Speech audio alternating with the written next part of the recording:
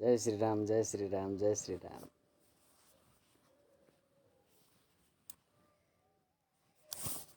आज का ठंडी मौसम में सभी का दिन मंगल में बीते होंगे, भगवान से यही कामना करते हैं। और आज हम फिर रत्नाकर डाकू से ब्रह्म ऋषि वाल्मीकि और कैसे बने, और रामायण की रचना भी उन्होंने ही किए हैं, और महाकवि के आदि कवि के रूप में भी वह विख्यात थे। तो हम उसी के बारे में अब आप लोगों को समक्ष हम कथा सुनाने के लिए जा रहे हैं। यह हमारे महाराज जी लिखे हैं। हमें तो भैया यह कथा सुनने में बहुत ही मज़ा और आनंद आ रहा है। आप लोग भी ज़रा सुनिए, आप लोग के भी आनंद आएंगे। किसी का आए ना आए, हमें तो बहुत आ रहे हैं। और आप लोग को सुनाने हैं तो हम आप लोग के समक्ष वीडियो आ चुके हैं। प्रेम से श्री रामचंद्र जी भगवान की जय। तो हम कथा शुरू करने के लिए जा रहे हैं। यह कथा संपूर्ण बहुत बातों को लेकर के इसमें लिए हुए है, और हमारे महात्मा जी और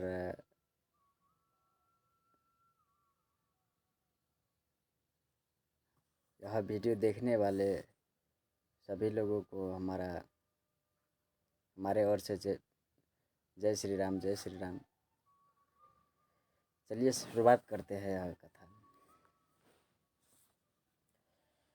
रत्नाकर के डाकू के बारे में आप लोग को भी जानकारी थोड़ा शायद हमको लग रहा है होता ही होगा, लेकिन फिर भी आप लोग जो एक बहुत बड़ा डाकू के नाम से विख्यात थे, जो डाकू कहते हैं ना ये संसार में लूटपाट करने वाले, छीनने वाले, उसके बारे में आप थोड़ा सुनिए। और डाकू से कैसे हो गए वह ब्रह्म ऋषि, हमें तो यह बात का असर लग रहा है। वो डाकू से कैसे हो गए ब्रह्म ऋषि। और देखिए तो, और भगवान की असीम कृपा होए उनके ऊपर, तो वाल्मीकि जैसा नाम भी दे दिए। और रामायण का भी रचना उन्होंने अपने हाथों से किए थे। और रामायण को रचना करते करते महाकवि आदि कवि के रूप में भी विख्यात हो गए। तो भगवान जिसके ऊपर देते हैं तो छप्पर फाड़ कर देते हैं। बहुत जिसका जितना अपना मांगते हैं उससे कई गुना जो है भगवान दे देते हैं। तो भगवान के ऐसे असीम कृपा होते हैं। शायद हमारे जीवन में भी ऐसा आए, भगवान ही जाने। फिर एक कहावत भी है, जैसी भावना वैसी भगवान देखे दिन तैसी। चलिए, भगवत कृपा रहे तो बहुत कुछ होने वाले हैं। अभी फ़िलहाल हम कथा के बारे में करने जा रहे हैं, और आप लोग भी सुन करके जो है आनंद लीजिएगा। जय श्री राम, जय श्री राम, जय श्री राम। आइए, अब रत्नाकर डाकू जो बाद में ब्रह्मर्षि वाल्मीकि हो गए थे, तथा वाल्मीकि रामायण की रचना भी की, जो वर्तमान में भी आदि महाकाव्य तथा वो आदि कवि के नाम से जाने जाते हैं। आप लोग को जानकारी हम पहले ही करा दिए थे, वही लिखे। अब यहाँ पर उसके बारे में पृथक पृथक रूप से सारांशवत रूप में रत्नाकर डाकू ब्रह्म ऋषि वाल्मीकि तथा रामायण के संबंध में जानकारी प्राप्त किया जाए तो समझदारी में सुगमत सहजता, सरलता और आसानी हो जाएगी। अब भगवान जी क्या चीज़ का दर्शा है वो तो वही जाने। अब इसमें लिखा हुआ है, प्रेम से श्री रामचंद्र जी भगवान की जय। रत्नाकर डाकू के बारे में हम अब यहाँ से स्टार्ट होते हैं। नाम है रत्नाकर डाकू। यह वाल्मीकि जी का पुराना नाम है। वाल्मीकि जब एक ब्रह्मर्षि के बाद जो उनका पौराणिक नाम जो था वो रत्नाकर डाकू के नाम से जाने जाते थे। वही रत्नाकर डाकू ब्रह्मर्षि वाल्मीकि ये नया नाम लेकर के जो है रामायण की रचना किए थे। तो उसी के बारे में हम आज आप लोग को सुनाने जा रहे हैं। जंगल में रहने वाला वह रत्नाकर एक पेशेवर डाकू था। वह जंगल में एक रहते थे और वह डाकू के नाम में इतना उसका पैसा था कि वो सारा उसका पैसा सब बन गया था, ये समझिए। वही उसी से चलता खाता था, जिसका पैसा ही उसके जंगल से गुजरने वाले राहियों को पहले डांट डपट कर सामान लेना और थोड़ा भी आनाकानी करने पर उसे मार डालना था। अगर ज़रा सी बोलते ना तो उसको मार ही देते, ऐसा था वो डाकू। उसके दिल दिमाग में आया ही नहीं था कि यह मैं कुकर्म कर रहा हूँ, जिसका दुष्परिणाम पाप भोग भी हो सकता है। यह कर्म वह अपने परिवार भरण पोषण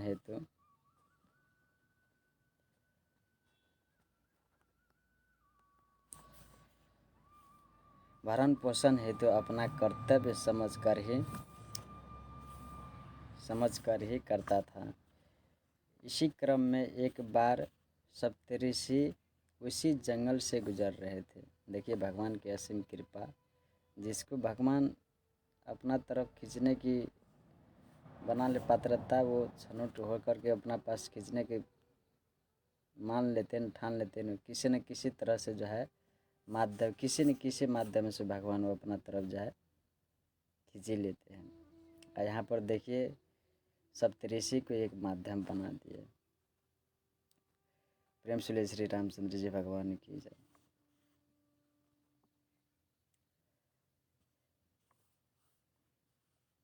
गुजर रहे थे तो दूर से ही देखकर बड़ा ही प्रसन्न हुआ कि आज 7 राही एक ही साथ आते दिखलाई दे रहे हैं। रत्नाकर डाकू उन सप्तऋषियों को देखते हुए बहुत ही अचंभित और प्रसन्न हो रहे हैं और कि एक ही साथ सप्तऋषियों के एक झुंड में आते हुए देख करके वो प्रसन्न हो रहे हैं। आज अच्छा माल संपत्ति हाथ लगेगा। उनको लग रहा था कि आज सातों के सातों ऋषि को छीन छान करके जहाज बहुत बढ़िया सप्तऋषि आ रहे हैं तो माल सामान होगा ही। बस उससे जो है प्रसन्न हो रहे थे वो। इस प्रकार रत्नाकर डाकू तेजी से सप्तऋषि के पास पहुंचा गया। परम प्रभु को जब किसी पर कृपा करनी होती है तो वह किस प्रकार से एक माया विधान रचकर या रचाकर कार्य करता है, जो समझदारों के लिए आनंददायक अनुभूति होता है। यहाँ पर बहुत ही अच्छा है, कहा गया है भगवान जी के प्रसंग है कि जिसको भी अगर भगवान अपना तरफ तानने लगते हैं तो भगवान की सब ये भगवान के ही लीला होते हैं और उनकी लीला जो है वही जाने। यह लीला देख करके अगर बाद में कहते हैं तो यह लीला भी सुनना ही उतना ही आनंददायक होते हैं, खुशी मिलते हैं जितना कि हम लोग सोच नहीं सकते थे, उतना आनंददायक होते हैं। और क्योंकि भगवान का रचैया उनका लीला उनके सिवाय कोई नहीं जानने वाले हैं। तथा परम प्रभु की विशेष कृपा से उससे एक सीख मिलती है जो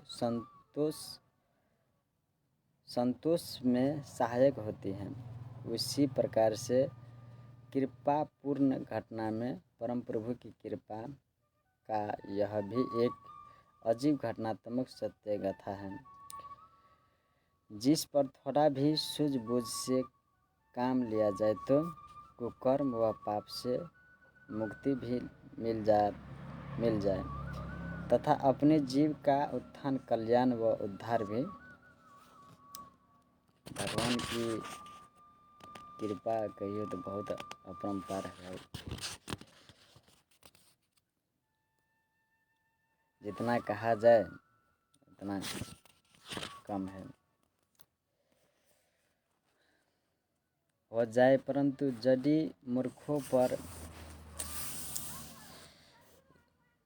लाख धौसा बजता रहे, उसका उस पर कोई खास प्रभाव नहीं पड़ता।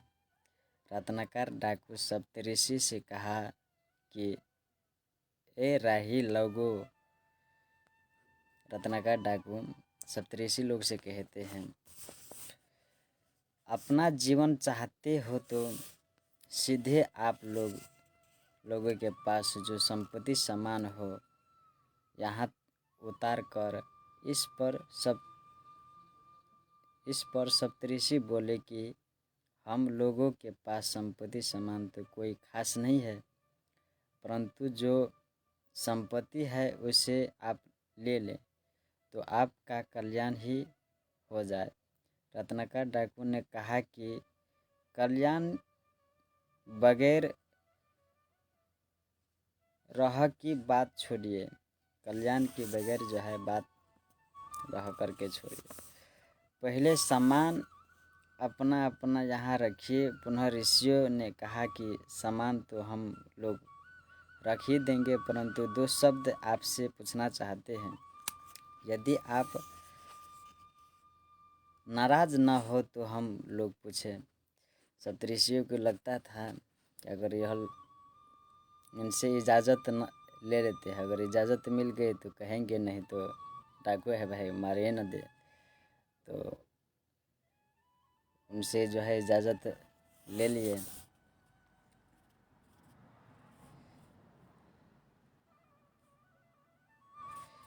इस पर वह बोला, रत्नाकर डाकू बोल रहे हैं कि पूछिए क्या पूछना चाहते हैं। सप्तऋषियों ने पूछा कि यह जो संपत्ति छीनने और मारकाट करने का जो कार्य करते हैं वह सिर्फ अपने लिए करते हैं कि कोई और भी है जिसके लिए यह कर रहे हैं।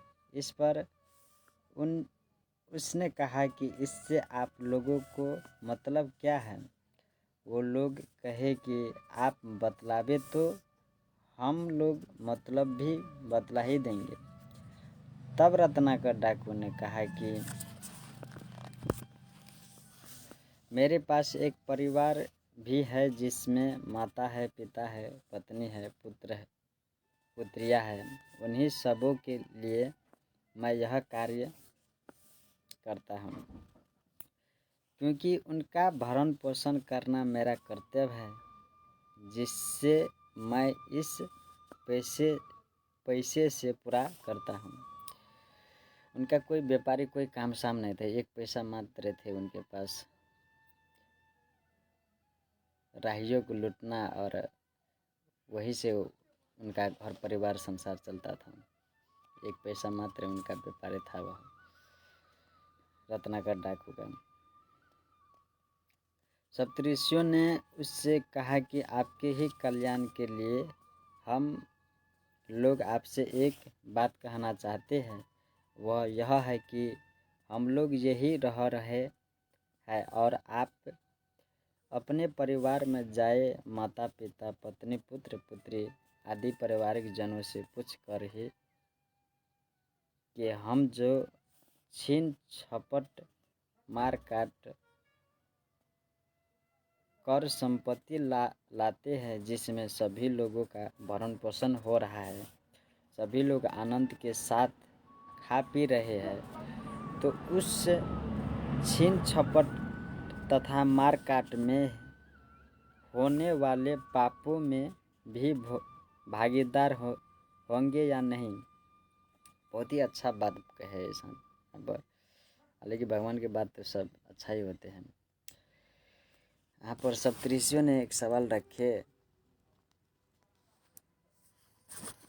रत्नाकर डाकू के इजाज़त पाने के बाद एक सवाल रखे, उनके ही जो कल्याण के कारक थे, कि आप जो यह पैसा काम करते हैं, झूठ फूस के जो मार काट कर रहे राहियों के, उसमें जो पाप का जो भागी है, पुण्य के जो पुण्य करते हैं तो इसमें सभी भागी होते हैं। जो पाप कर होते हैं तो उसमें घर परिवार संसार वाले से आप पूछ करके आइए, हम तब तक जो है यहीं पर ठहरे हुए हैं, आप पूछ करके आइए कौन कौन आपके साथ भागी बन रहे हैं। यह सप्तऋषि ने रत्नाकर डाकू को कह रहे हैं। प्रेम से श्री सदगुरुदेव जी महाराज की जय, प्रेम से श्री रामचंद्र जी भगवान की जय। सुनिएगा भाइयों लोग, बहुत ही रत्नाकर डाकू एक महाकवि भी थे, रामायण की रचना भी किए थे। उनकी यह जीवनी कथा है। यह जीवनी कथा आपको कहीं पर भी नहीं मिलेंगे, यह हमारे महाराज जी ग्रंथों में लिखे हैं, तो हम उसी को पढ़ रहे हैं।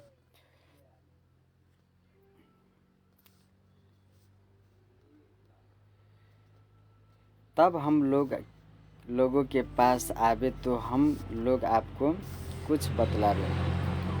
वह रत्नाकर डाकू को भेज रहे हैं कि पहले आप समझ करके आइए, फिर उसके बाद जो है हम आपके आने के बाद आपको मतलब हम आपको बताएंगे।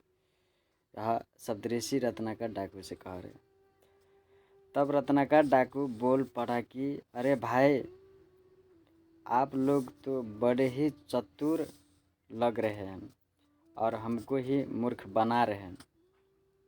यहाँ रत्नाकर डाकू कह रहे सप्तऋषियों कि आप लोग जो है बहुत चतुर। देखिए भगवान की महिमा।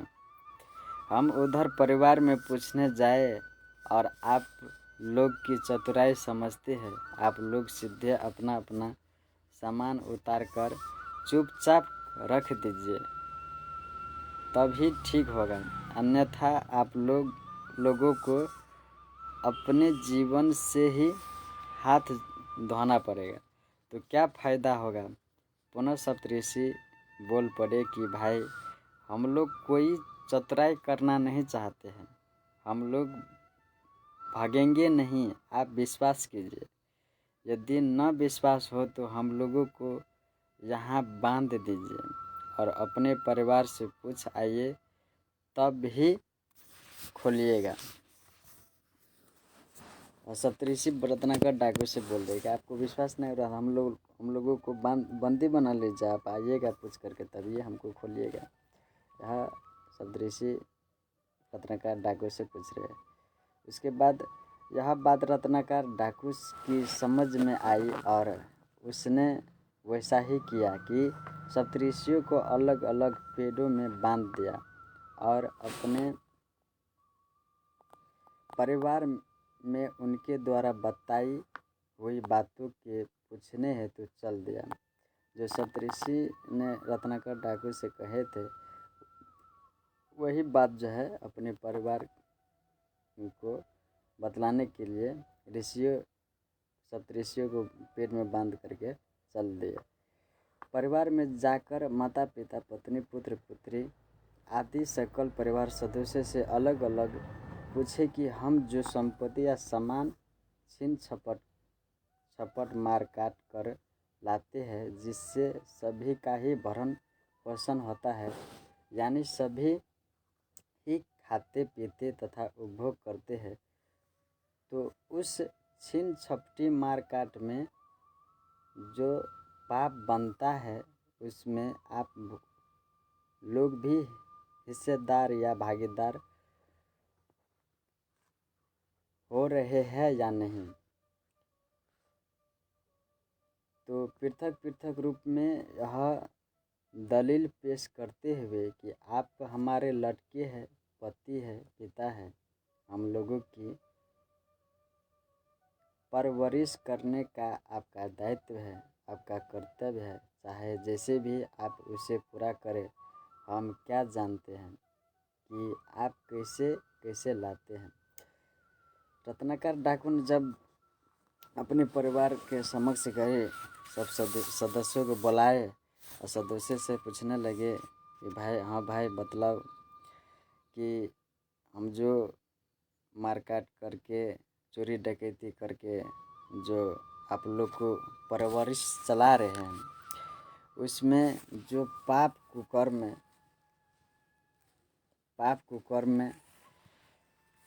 जो इत्यादि सब बनते हैं, उसमें भी आप लोग सहभागी है, हिस्सेदारी है कि नहीं।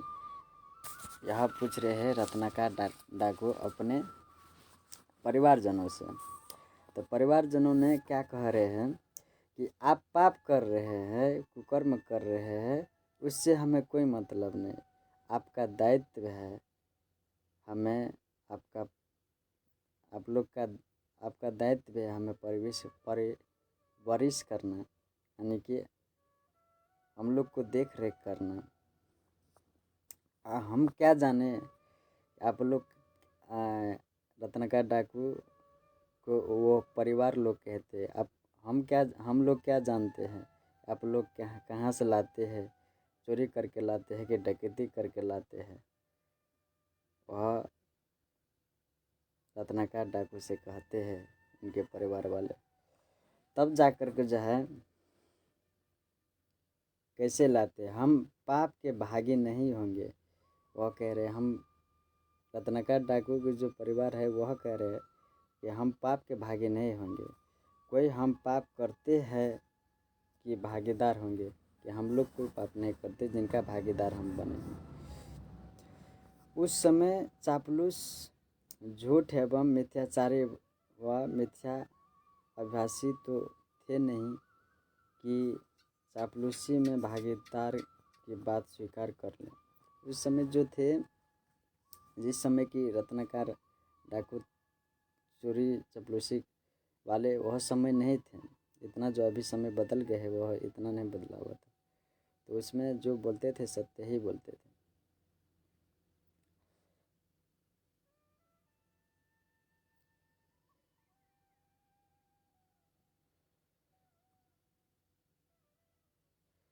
इस प्रकार पाप भोग की हिस्सेदारी या भागीदारी से इनकार वाली बात सुनकर रत्नाकर डाकू के दिल पर जबरदस्त कुठाराघात लगा और उसकी आंखें खुल गई।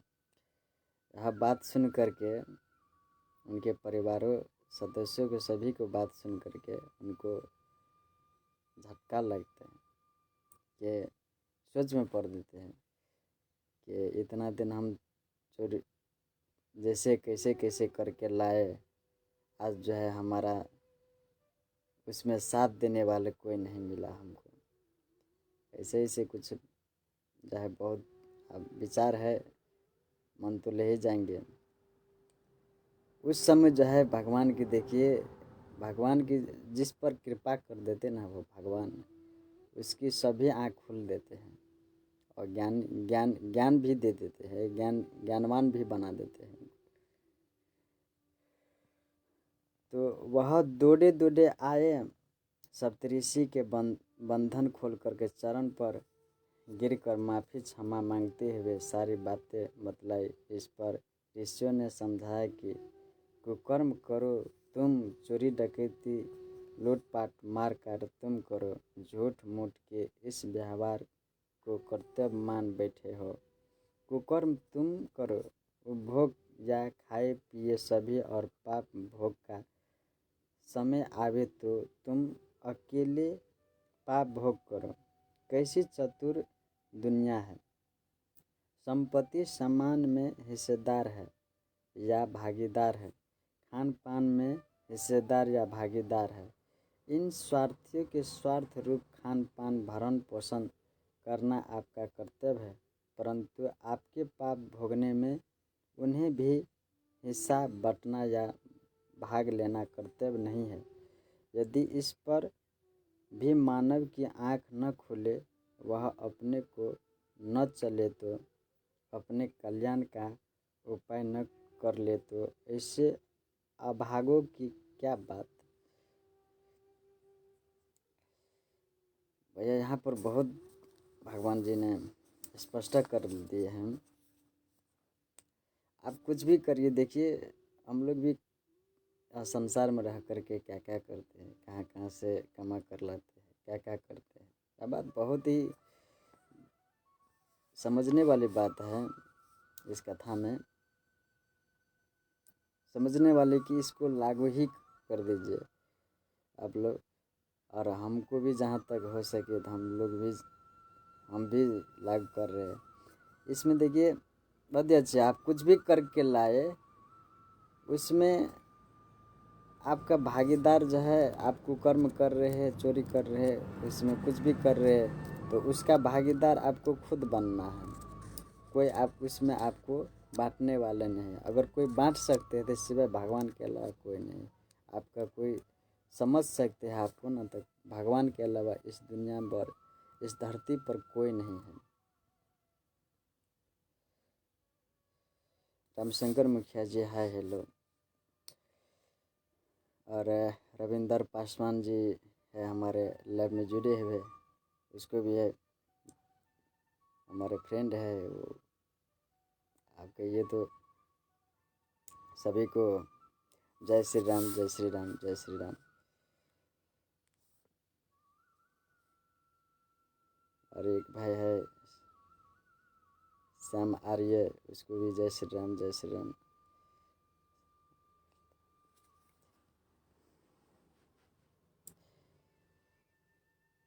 नेपाल में है भैया, बैठे बैठे है। आज जहाँ ज़रा का मौसम है, रत्नाकर डाकू के बारे में आप सुनाए, बहुत अच्छा अच्छा, नाइस। नेटवर्क की समस्या है थोड़ा। ठीक ठीक, जय प्रभु, जय श्री राम। तो हम लोग कैसे कैसे करके अपना जो है दायित्व पूरा करने में लगते हैं। जिम्मेवारी का अर्थ यह नहीं होते कि आप कुछ भी करिए, कुकर्म करिए। सकार सकर्म काम भी कर सकते हैं आप लोग।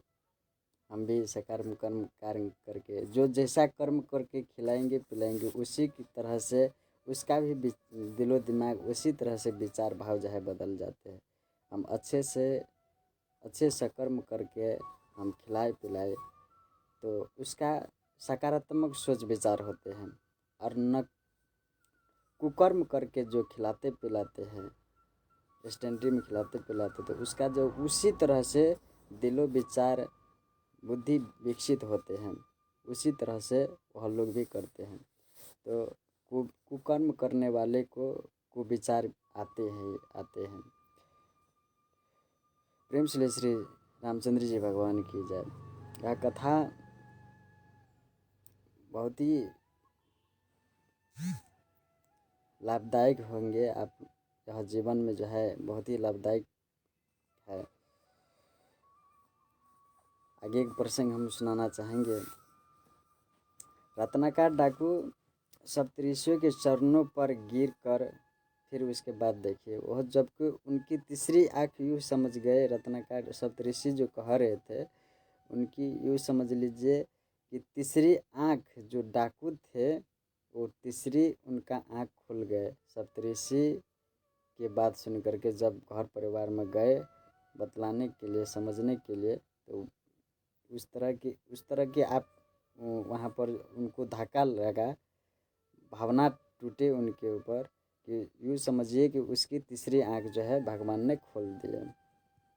तो भगवान का ही यह सारा खेल है। सारा बुद्धि विकसित दिलो दिमाग पर उनका ही राज है। हमें भगवान को कभी भी नहीं भूलना चाहिए। और झूठा अभिमान, मिथ्या अहंकार अभी तो यह संसार में बहुत ही ढोंगी पाखंडी है। पर आप जितना चाहे भगवान को सुमरन करते रहिए, चाहे राम कृष्ण विष्णु को, ही अवतार है पुण्य जो कोई भी हो, तो उससे सकारात्मक ऊर्जा मिलते हैं। नाम के सुमरन से बहुत ही ऊर्जा मिलते हैं। और जहाँ तक तो उनको जो है रत्नाकर डाकू को जो है तीसरे आँख खुल गए। तो नाम लेने से भैया आपको हो सके तो आपके ऊपर भी भगवत कृपा हो सकते हैं। और जो भगवत कृपा किसी पर भी हो सकते हैं, जरूरी नहीं कि एक उसी पर हो, किसी पर भी हो सकते हैं, भगवान का वह मर्जी में है। तो रत्नाकर डाकू के ऊपर भगवत कृपा होनी थी, तो भगवत कृपा जो है बरसा दिए। तो रत्नाकर डाकू सप्तऋषियों के चरण पर गिरकर बार बार अपनी गलतियों की क्षमा याचना करने लगा। देखिए, जब उनकी तीसरी आँख खुले, जो उसको लूटने वाले थे, मारने वाले थे, और जब तीसरी आँख खुले भगवान जी, तो उनके ही चरण पर जो है अब गिरने लगे, छटपटाने लगे, हमें माफ़ कर दीजिए, क्षमा मांगने लगे। भगवान की कैसा देखिए अचंभ लीला थी। एक डाकू जो मार पीट करके जो है, छीन छापट करके जो है करते, उनको जो है सही रास्ता दिखा दिए भगवान जी ने। उन अब सप्तऋषियों के चरण स्पर्श कर रहे हैं, क्षमा मांग रहे हैं। तो आप देखिए इसमें फिर क्या होता है, माफ़ी मांगने लगा तथा अपने द्वारा किए गए कुकर्मों पापों हेतु क्षमा याचना करते हुए अपने कल्याण का उपाय पूछने लगा। जिस पर सप्तऋषि उसे समझाने बुझाने लगे, तो जिंदगी भर की मार काट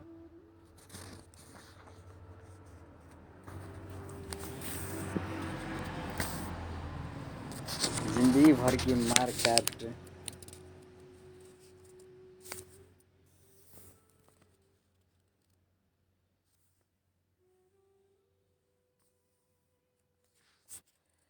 लूटपाट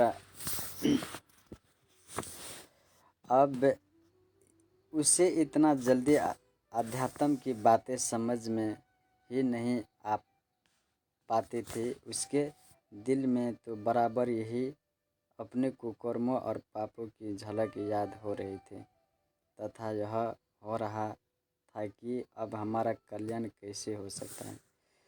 देखिए भैया, आप कुकर्म भी इतना मत कीजिए कि पछताने पर जो है आपको फिर दर दर भटकना पड़े। अब उतना भी कुकर्म मत कीजिए, उतना कीजिए कि क्षमा मांगने पर क्षमा मिल सके। अब उनको इतना कुकर्म किए थे, ऐसा ऐसा किए थे कि उनके ही हृदय में जो क्षमा याचना की जो शब्द निकल रहे थे, उनको भी क्षमा नहीं कर रहे थे, क्योंकि झूठ को भी झूठा जो है पसंद नहीं पाते। अब देखिए भगवान की कृपा हुए, वह अपना रास्ता भी चुन रहे हैं और कि हम कैसे निकले उस जाल से।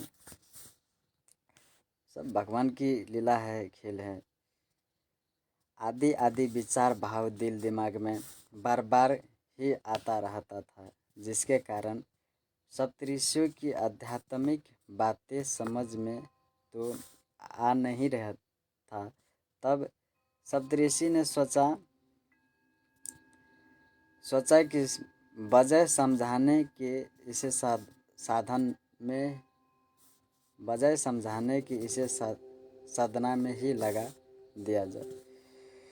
बोले सप्तऋषियों ने सोचे, समझाते समझाते थक गए थे। उनको जो है अध्यात्म वाले बात जो है, ज्ञान वाले बात, आत्मा ईश्वर की बात जो है उनको समझ में नहीं आ रहे थे। उनको एक ही बात सता रहे थे कि हम जो है सप्तऋषियों जरा ऐसे गलती किए तो किए कैसे, उसको दिलो दिमाग में वही चल रहा था। तो सप्तऋषियों ने परेशान होकर के चाहे कुछ भी करके उनको डायरेक्ट जो है उनको साधना में लगा दिए, और सोचे कि साधना में लगे रहेंगे तो उनके दिल दिमाग जो है फिर कोई कार्य में लगा रहेंगे। तो उसको डायरेक्ट जो है सप्तऋषि लोगों ने साधना में लगा दिया। फिर आगे क्या है वह सुनिएगा। लोग लगा दिए। अजपा जप यानी हंसों की क्रिया श्वास निश्वास से करने को बताए लोग, तथा ध्यान करने की बात बता दिए। उनको जो है साधना वाले जो क्रिया है श्वास निश्वास के हंसों की क्रिया जो है उनको बता दिए। तब वह बजाय हंसों के सोहम का अजपा जप तथा ध्यान करने लगे। इस प्रकार जप ध्यान में इतने निमग्न समाधि स्थित हो गए कि उनकी अक्षुण्य समाधि लग गई। उनके बताए गए नियमों के अनुसार वह इतने लीन हो गए थे उसमें, इतने लीन हो गए थे कि मत पूछिए। उनके चारों तरफ घास घूस जम गए, शरीर पर चिट्टियाँ मिट्टी लाल कर अथवा शरीर पर पड़ी हुई मिट्टियों में अपना बिल बना कर रहने लगे। फिर भी उनकी समाधि नहीं टूटी। इन्हीं चिट्टियों के बिल के कारण ही उनका नाम रत्नाकर से वाल्मीकि दिमक का बिल वा नाम पड़ा। देखिए भगवान को जो है ना प्रसन्न करके किस तरह से जो है भगवान जिसको जस देने होते हैं ना, भगवान जिसको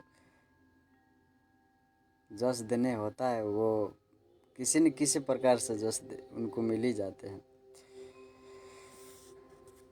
वह समाधि में बताए थे, उस समाधि में इतना लीन हो गए थे कि बताए उतना कष्टपूर्ण चिट्टी लग गए थे, लाल हो गए थे शरीर, उसके आगे पीछे घास घूस जन्म गए थे, दाढ़ी मूछ हो गए थे।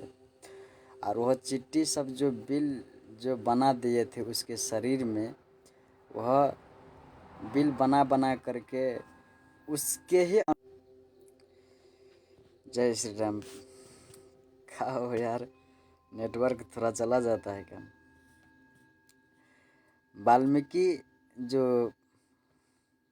वाल्मीकि नाम से जो है उनका नाम पड़ गया, नाम दे दिए। उसी को जपते जपते जो है साधना करते करते उनका सब क्रिया करते देखते हुए उसी तरह से जिस तरह से उसका साधना था उसी तरह से उनका नाम भी रख दिया। बाद में समाधि टूटने पर नारद भी आए। समाधि जब टूटे तो वहाँ पर साक्षात जो है नारद जी आए थे और उपदेश दिए। तत्पश्चात ब्रह्मा जी भी उपदेश दिए, जिस पर सोहम व ज्योति नारद द्वारा योग साधना में लीन रहने लगे, जिसमें उन्हें ब्रह्मा जी ने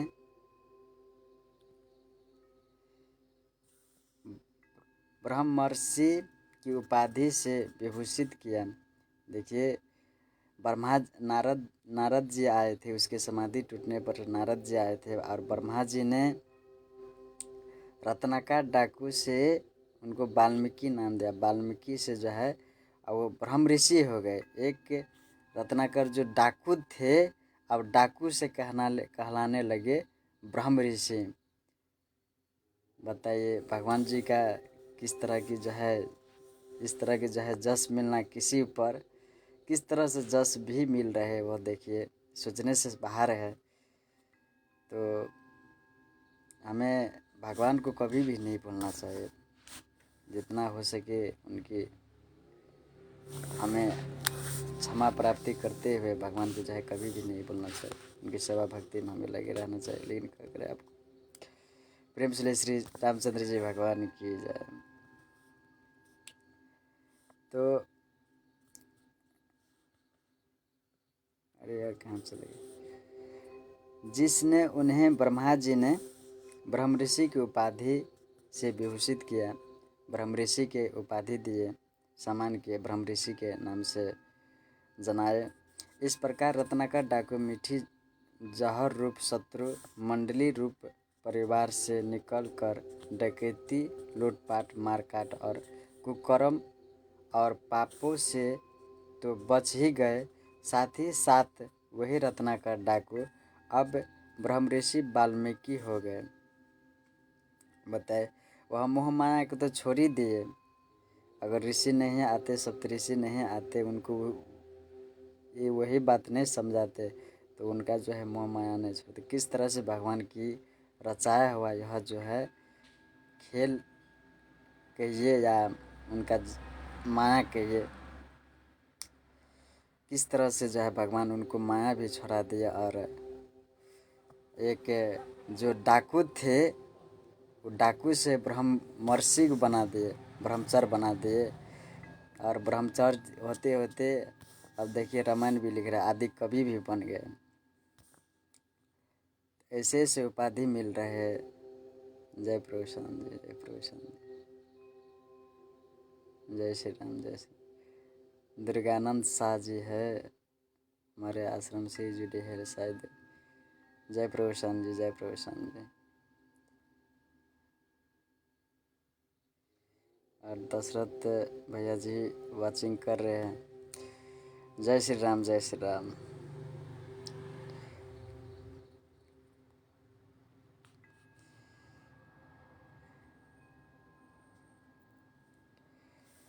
परिवार रूपी शत्रु मंडली से बचने के लिए तथा ब्रह्मपरायण होने का यही परिणाम होता है। परिवार रूपी शत्रु जो है था उनका, उनसे जो है माया में जो डूबे थे, भूले थे, उससे वह निकल गए। रत्नाकर डाकू वह अपने परिवार शत्रु मंडली से निकल गए। अब ब्रह्मपरायण होने का यह परिणाम होता है। और उससे निकल करके जो है अपना उपाधि पा लिए ब्रह्मर्षि का। जय श्री राम, जय श्री राम, जय श्री राम दशरथ भैया।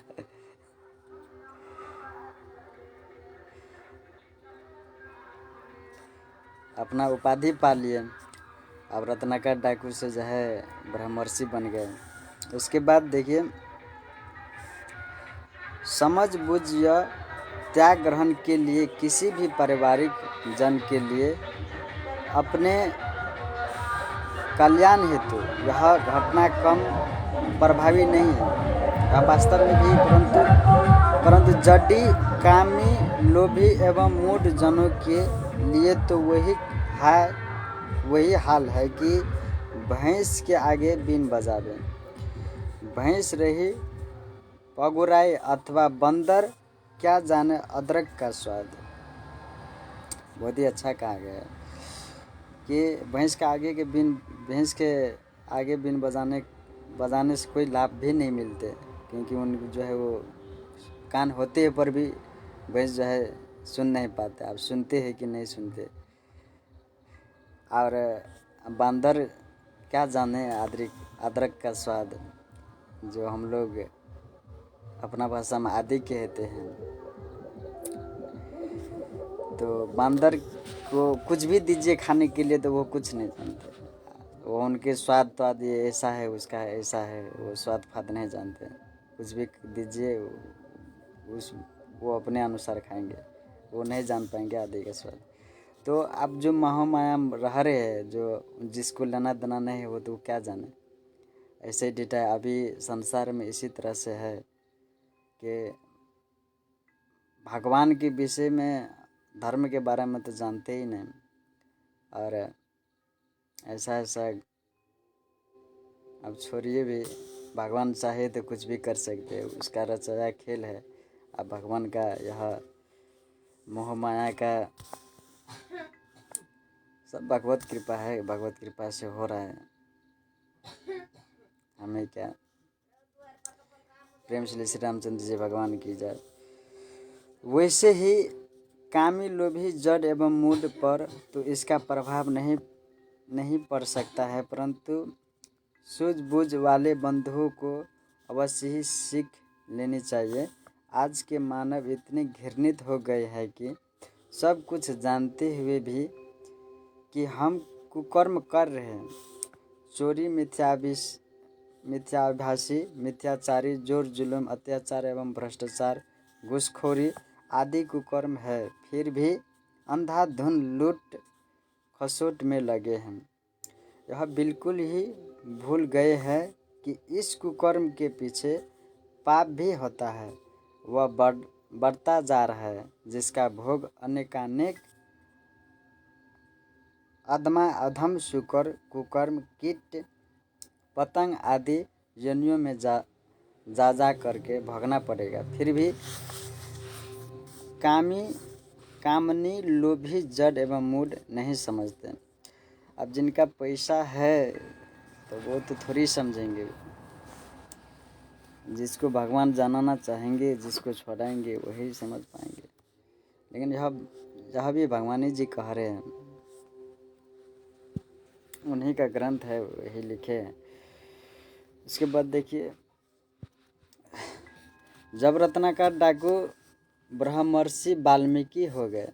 जब रत्नाकर डाकू एक डाकू से जब ब्रह्म ऋषि को बन गए, डाकू अब त्याग दिए। अब डाकू त्याग करके जो है घर परिवार त्यागने के बाद ब्रह्मर्षि बने, ब्रह्मचर्य जीवन जो है अपनाने लगे, ब्रह्मचर्य जीवन पर चलने लगे। जब ब्रह्म ऋषि बने, वाल्मीकि हो गए और ब्रह्मर्षि की तरह आश्रमीय विधान कुटी बना करके रहने लगे। तो वनवास काल के दौरान श्री रामचंद्र जी वाल्मीकि जी के आश्रम पर गए थे। अब देखिए भैया, यहाँ पर पूर्ण अवतार की बात आते हैं, जो साक्षात त्रेतायुग की बात है। यह जो श्री राम जी भगवान पूर्ण अवतार थे और है भी। तो उस समय जो है वनवास में रत्नाकर डाकू जी जो है कुटिया अपना जंगल में ही बना करके जो है रहने लगे थे, और श्री राम जी जो है वहाँ पर भेंट हुए थे। तो उसी के बारे में अब भगवान जी के बात आए हैं। यहाँ पर से कथा जो है अब दूसरे प्रसंग में जा रहे हैं, जहाँ पर वाल्मीकि जी और श्री राम जी के बीच काफ़ी वार्ता हुई थी। श्री रामचंद्र जी अपने संबंध में सारी जानकारी शारीरिक उन्हें दी।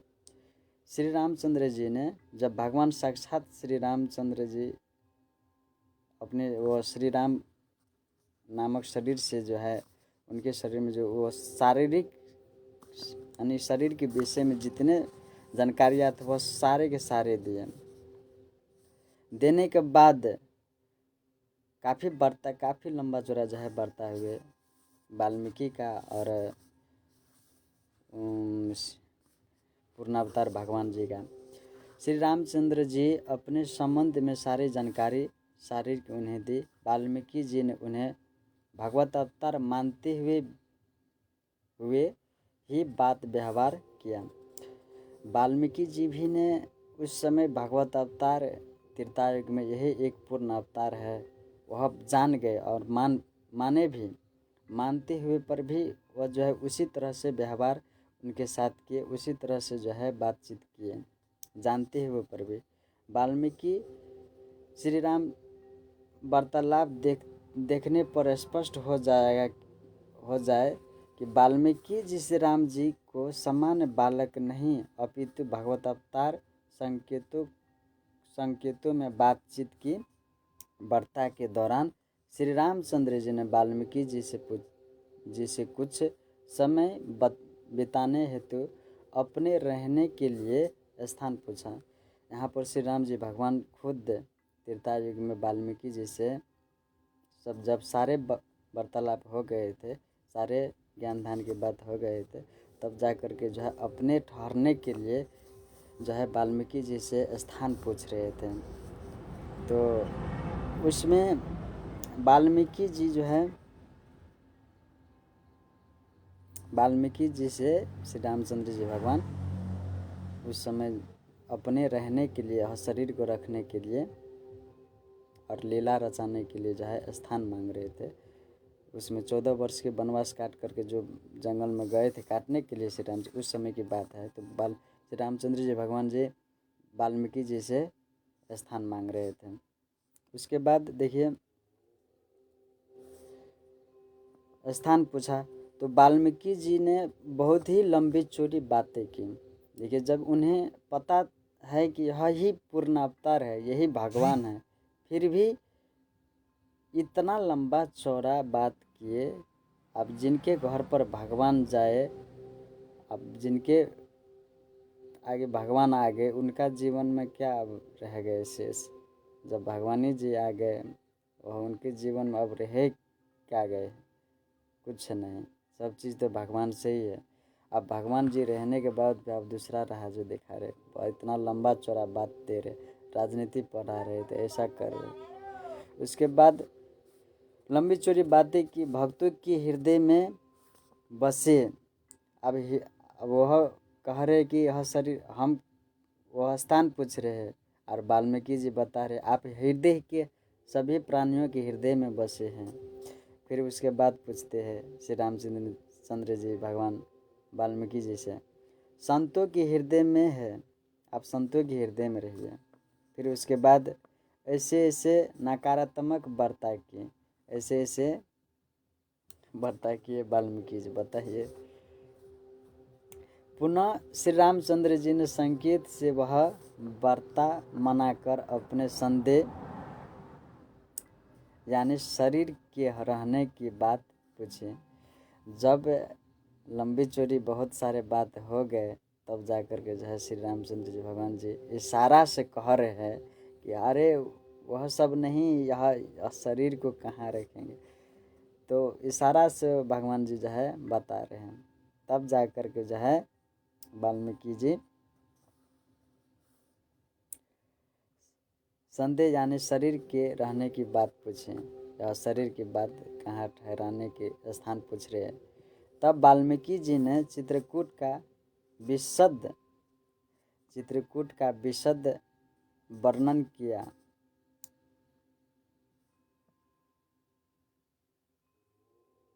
चित्रकूट का यहाँ पर विशद का अर्थ नहीं है, लेकिन हमारे समझ में जहाँ तक आ रहे हैं, यहाँ पर चित्रकूट का जो है विशेष से विशेष वर्णन किया और श्री राम जी के रहने के योग्य उचित स्थान बताइए। वो जानते हुए पर भी जो है चित्रकूट के पहाड़ पर जो है कह रहे हैं रहने के लिए श्री रामचंद्र जी भगवान को, वहाँ पर आपके लिए अच्छा रहेंगे, ऐसा बता रहे हैं। जबकि वहाँ पर अच्छा था तो वो पहले वाल्मीकि जी नहीं जा कर के वहाँ पर ठहरे थे। अब जब जो है श्री रामचंद्र जी भगवान जी जब आए, तो पूछ रहे हैं वहाँ पर अच्छा होंगे आपके लिए, बताइए। जहाँ पर श्री राम जी पर्णकुटी कोल भीलों की सहायता, पर्णकुटी कोल सबकी सहायता से, पर्णकुटी वाले आप कौन है, कौल की भीलों की सहायता से बनाए और सत्संग करते हुए दिन व्यतीत करने लगे। तीर्था में भी भगवान जी सत्संग किए थे, करने लगे। श्री राम जी के पास दूर दूर से कौल भील जंगली जात, अच्छा, कौल भील का अर्थ होते हैं जंगली जाति के मानव, जंगल में रहने वाले इंसान आने लगे, सत्संग सुनने लगे तथा प्रभावित हो करके उनके सत्संग की महिमा सुन करके प्रभावित हो करके फल मूल आदि लाने लगे। उनके जो है खाने पीने के सामान बहुत सारे चीज़ सहयोग करने लगे। अर्थात श्री राम जी सत्संग सुनाते थे तथा कौल जंगली इंसानों से, जंगल में जो रहते हैं इंसान, उनकी सेवा टहल आदि व्यवस्था करते थे। अब सत्संग सुनते थे और वो जो भगवान जी कहते थे उनकी सेवा भक्ति में लगे थे। यह कर्म चलने लगा। यहाँ पर सदानंद के द्वारा कुछ प्रश्न उठ रहे हैं कि आखिरकार कोई ऋषि महर्षि योगी यति आध्यात्मिक संत महात्मा आदि क्यों बनता है। इसके पीछे उसका उद्देश्य है। यदि मुक्ति, अमरता, परम गति और परम पद भगवत प्राप्ति और भगवत शरणागति ही उद्देश्य है। देखिए इसमें बहुत ही अच्छा बात फिर यहाँ पर आए हैं सामने। कोई भी इंसान, कोई भी मान लीजिए कि उस कोई भी इंसान संत महात्मा क्यों बनना चाहते हैं? कोई भी इंसान संत महात्मा क्यों बनना चाहते हैं? इसके पीछे यह जो उसका जो पीछा है, उसके पीछे कौन सा रहस्य है? तो रहस्य है, यदि मुक्ति और अमरता परम गति, मुक्ति अमरता, मुक्ति 3 किस्म के होते हैं। अमरता परम गति, परम पद भगवत प्राप्ति और भगवत शरणागति नहीं हुए तो फिर कैसा संत महात्मा बनकर क्या फायदा?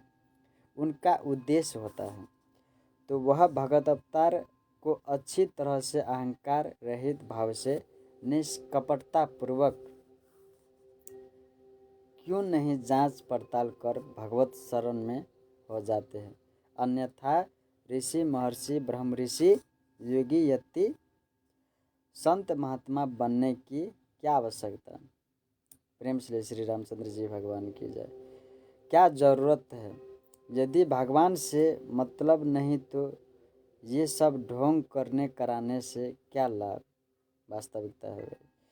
और यदि मतलब था और है तो क्यों नहीं अच्छे प्रकार से जांच परीक्षण कर अथवा जानकारी पहचान होने पर फिर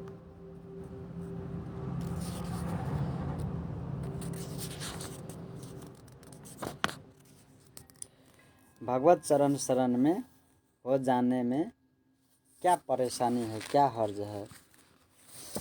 मान लीजिए कि आपकी कोई शंका समाधान हो गई तो आपको शंका समाधान ढूंढ लेना चाहिए, शंका समाधान कर लेना चाहिए।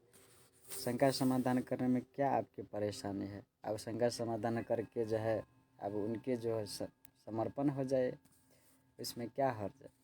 तो यह वह कौन सी वस्तु है जो भगवत शरण होने में बाधक बन रहे हैं? क्यों नहीं उसे जड़ से समाप्त कर दिया जाए? क्योंकि वह अपने में फंसा कर भगवत विमुख कराकर सदा सदा के लिए जन्म जन्मांतर तक के लिए कष्ट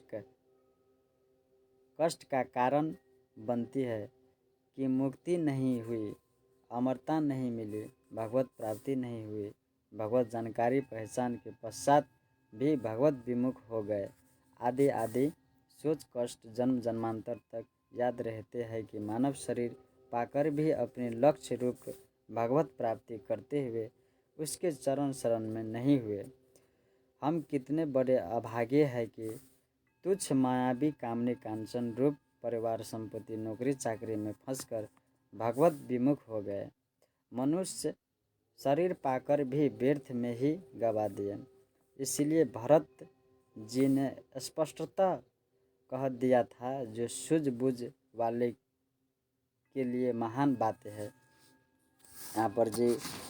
यहाँ पर श्री रामचंद्र जी के इसे छोटे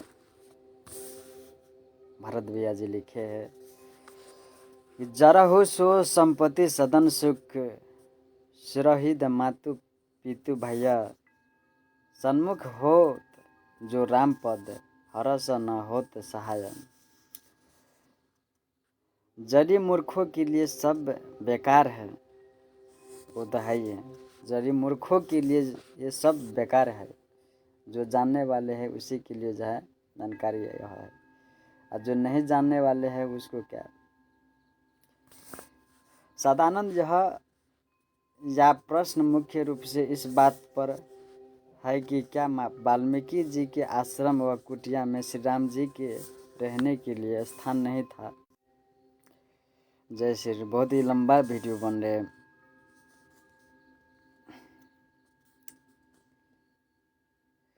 अब थोड़ा शॉर्टकट में हम लेकर जा रहे हैं। सदानंद या प्रश्न मुख्य रूप से इस बात पर है कि क्या वाल्मीकि जी के आश्रम व कुटिया में श्री राम जी के रहने के लिए स्थान। प्रेम से श्री सदगुरुदेव जी महाराज की जय। यदि चित्रकूट बड़ा ही अच्छा स्थान था तो खुद वही अपना आश्रम वहाँ क्यों नहीं बनाए थे।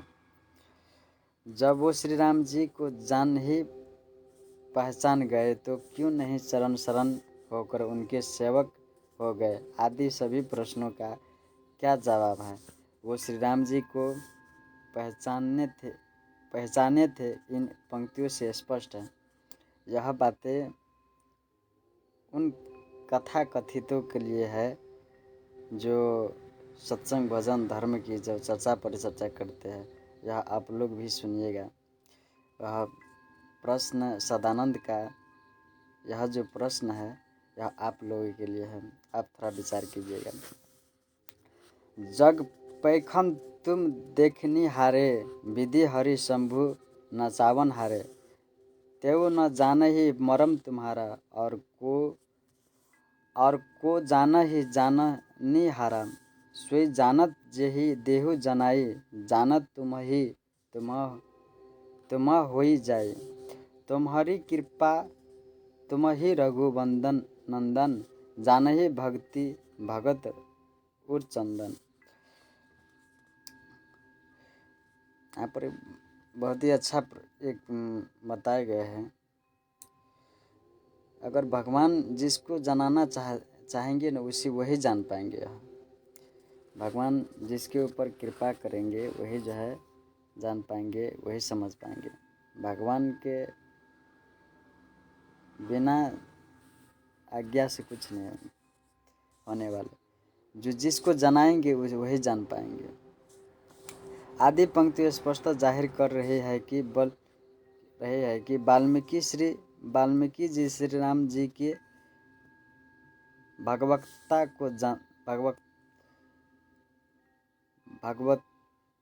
को जानते हुए, उनको भगवान में जानते हुए फिर भी उनके चरण शरण क्यों नहीं हुए। इन सभी उपयुक्त प्रश्न का एक ही जवाब है कि स्वयं ज्योति रूप आत्मा या ब्रह्म के साक्षात्कार से अंदर ही अंदर वही मैं हूँ रूप बलवान अहंकार के वशीकरण भूत थे। ऋषि समाज में ब्रह्मर्षि की मर्यादा में फर्क पड़ जाता। श्री राम जी के विरोधियों द्वारा परेशान कर दिए जाते। आदि दुर्भावने एवं लोक मर्यादा के भय से भी श्री राम जी के सर्वार्थ, जबकि वो भगवत अवतार थे, शरणागत नहीं हुए। ऐसे ही प्राय सभी ऋषियों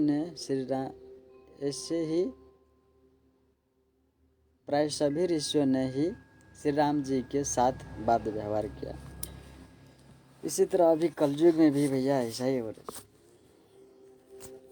प्रेम सुले श्री रामचंद्र जी भगवान की जय।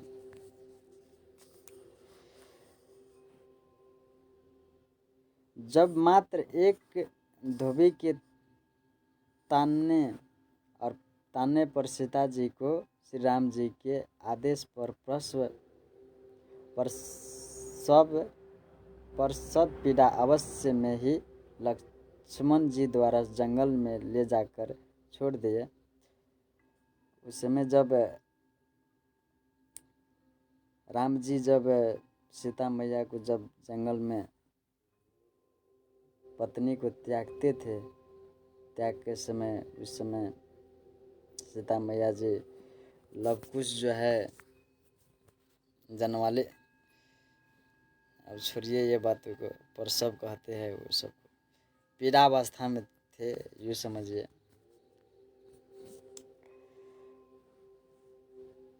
तो लक्ष्मण भैया जी ने सीता मैया जी को जंगल में जा कर के छोड़े थे। उसी अवस्था में जो इतना पीड़ा रहते हुए पर भी उसी अवस्था में जो छोड़ दिए थे। भगवान जी बताइए, तो सब ये भगवान का ही लीला है। छोड़ दिए जाने पर जंगल में एकांत में अकेली सीता जी करुण क्रंदन करने लगी, जिसे सुनकर वाल्मीकि जी सीता जी के पास आए तथा सीता जी को अपने आश्रम में ले लेवा लिए, लेकर के चल दिए और धर्मपुत्री के रूप में अपने यहाँ रखा। अपने वाल्मीकि जी ने वही सीता जी को फिर पुत्री के रूप में अपने आश्रम में रखे। जहाँ पर सीता जी ने लव को उत्पन्न किया, यानी सीता जी से लव नामक बालक पैदा हुआ। कुछ दिन पश्चात आवश्यकता विशेष पर कुश नामक बालक वाल्मीकि द्वारा उत्पन्न किया गया। लव कुश दोनों बालक माता सीता जी व वाल्मीकि जी के निर्देशन में सभी विद्याओं का अध्ययन किए, जिसमें धनुर्विद्या किए। तो दोनों ही बालक माहिर विशेषज्ञ ही हो गए। वाल्मीकि जी श्री राम जी के खिलाफ राजाओं महाराजाओं के यहाँ दोनों बालक के द्वारा प्रचार कराने लगे, क्योंकि सीता के परित्याग व कष्ट से वो विशेष प्रभावित थे। श्री राम जी के विरुद्ध प्रचार प्रसार करते हुए लव कुश नामक दोनों बालक अयोध्या पहुँच गए थे। बालकों से पिता श्री राम का नाम व पता बिल्कुल गुप्त रखा गया था। समय निरंतर से राजसूय यज्ञ के माध्यम से लव कुश व श्री राम में युद्ध छिड़ गया। लक्ष्मण, भरत, शत्रुघ्न, हनुमान, अंगद, सुग्रीव आदि सभी वीर लव कुश द्वारा मार कर मूर्छित कर दिए गए। श्री राम जी युद्ध में पहुँचे। बाद में संधि हुई। वाल्मीकि जी सहित लड़के लव कुश श्री राम जी के शरणागत हुए। पुनः रामायण की रचना पूर्ण होती है। यहाँ पर कथा पर समाप्त हो गए। आप लोग को अच्छा लगा होगा यह कथा। हमें तो भैया बहुत ही अच्छा लगा। और आप लोग को कैसा लगे आप लोग कमेंट में जय श्री राम लिखिएगा। और आगे की कथा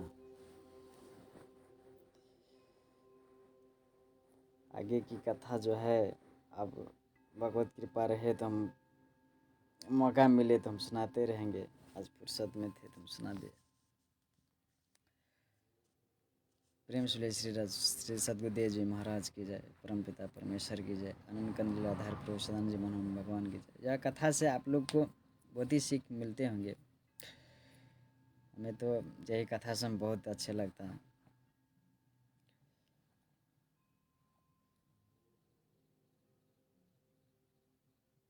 हमें जितने भी वीडियो देख रहे हैं, हमें किसी से भी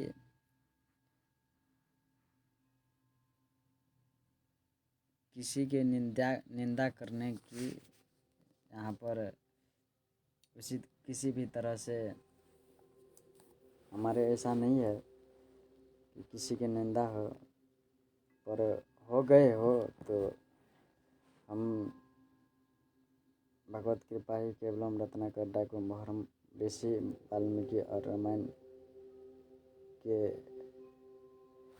परम पूज्य संत ज्ञानेश्वर स्वामी सदानंद जी की तत्व विवेचना पर महापुरुषों की कथाएं से हम यह कथा कहे हैं। आप लोग भी पढ़ सकते हैं। कुछ टूटी फूटी हुए हो तो माफ़ कीजिएगा, पर हम कथा सुनने का मन हुआ तो हम खुद भी सुन लिया और आप लोग को भी सुना दिए। आनंद लगा होगा तो भगवत कृपा ही केवलम। जय प्रभु सदानंद। जय श्री राम, जय श्री कृष्ण। आप लोग को शुभ रात्रि बीते। जय श्री राम, जय श्री